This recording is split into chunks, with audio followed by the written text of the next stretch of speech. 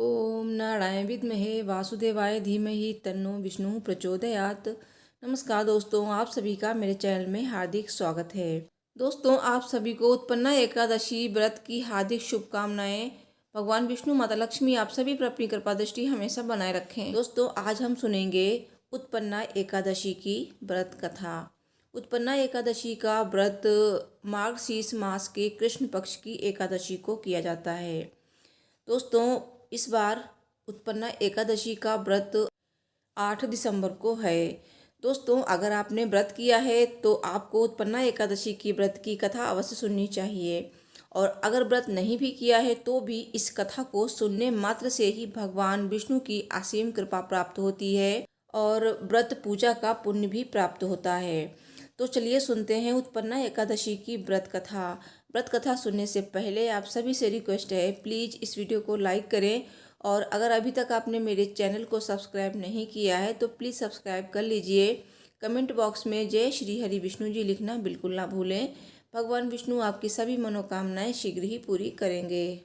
दोस्तों, अगर आप एकादशी का व्रत शुरू करना चाहते हैं तो आप उत्पन्ना एकादशी व्रत से एकादशी व्रत की शुरुआत कर सकते हैं।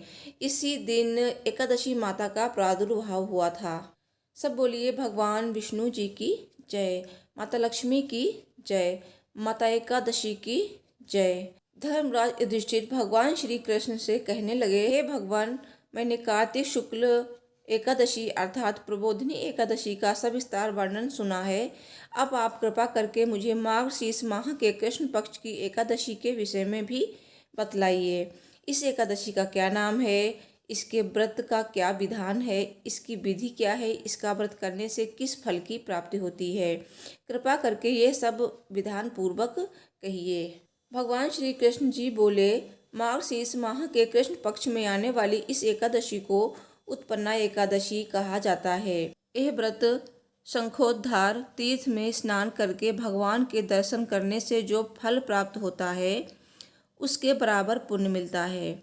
और व्रत करने वाले भक्त को चोर, पाखंडी, परस्त्रीगामी, निंदक, मिथ्याभाषी तथा किसी भी प्रकार के पापी से बात नहीं करनी चाहिए।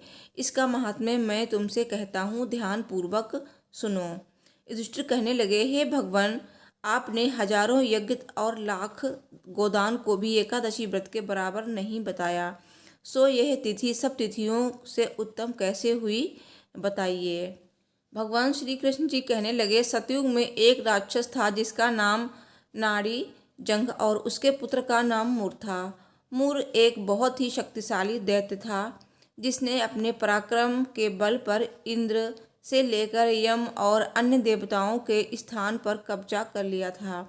ऐसे में सभी देवतागण अपनी परेशानी लेकर भगवान शिव के शरण में पहुँचे और उन्हें अपनी सारी व्यथा सुनाई।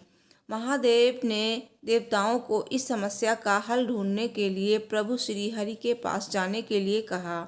इसके बाद सभी देवता अपनी समस्या लेकर भगवान विष्णु की शरण में पहुँचे और विस्तार से उन्हें सारी बात बताई। देवताओं की समस्या का हल करने के लिए भगवान विष्णु रणभूमि में पहुँचे जहाँ मुर देवताओं से युद्ध कर रहा था। भगवान विष्णु जी को देखते ही मुर ने उन पर भी प्रहार किया। कहा जाता है कि मुर और भगवान विष्णु का युद्ध 10,000 वर्षों तक चला। विष्णु जी ने अनेकों प्रहार के बाद भी दैत्य मुर नहीं हारा।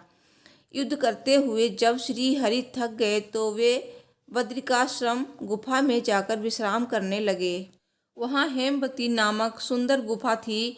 उसमें विश्राम करने के लिए भगवान उसके अंदर प्रवेश कर गए। ये गुफा 12 योजन लंबी थी और उसका एक ही द्वार था। भगवान विष्णु जी वहाँ योग निद्रा की गोद में सो गए।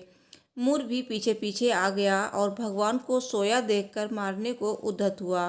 तभी भगवान के शरीर से उज्जवल कांतिमय रूप वाली देवी प्रकट हुईं। देवी ने राक्षस मुर को ललकारा, युद्ध किया और उसे तत्काल मौत के घाट उतार दिया। श्री हरि जब योग निद्रा की गोद से उठे तो सब बातों को जान उस देवी से कहा कि आपका जन्म एकादशी के दिन हुआ है, अतः आप उत्पन्ना एकादशी के नाम से पूजित होंगी। आपके भक्त वही होंगे जो मेरे भक्त होंगे। सब बोलिए भगवान विष्णु जी की जय, माता लक्ष्मी की जय, माता एकादशी की जय। दोस्तों, उत्पन्ना एकादशी व्रत का पारण कब और कैसे करना है, क्या खाकर करना है और पारण का शुभ मुहूर्त क्या रहेगा, तो इसके लिए आप मेरे चैनल को सब्सक्राइब कर लीजिए। पारण की फुल वीडियो आपको मेरे चैनल पर मिल जाएगी, तो सब्सक्राइब करके बेल को जरूर प्रेस कीजिए, क्योंकि जब भी वीडियो अपलोड होगी उसका नोटिफिकेशन आपको मिल जाएगा। दोस्तों, जितना महत्व एकादशी व्रत का होता है उतना ही महत्व एकादशी व्रत पारण का होता है। तो एकादशी का व्रत हमेशा शुभ मुहूर्त में खोला जाता है और कुछ ऐसी चीज़ें हैं जिन्हें खाकर ही खोला जाता है। तो कभी भी आपको एकादशी का व्रत ऐसे ही नहीं खोल लेना चाहिए। तो मैं मिलती हूँ नेक्स्ट वीडियो में। इस वीडियो को लाइक करें, चैनल को सब्सक्राइब करें। Thanks for watching. हर हर महादेव, जय माता दी।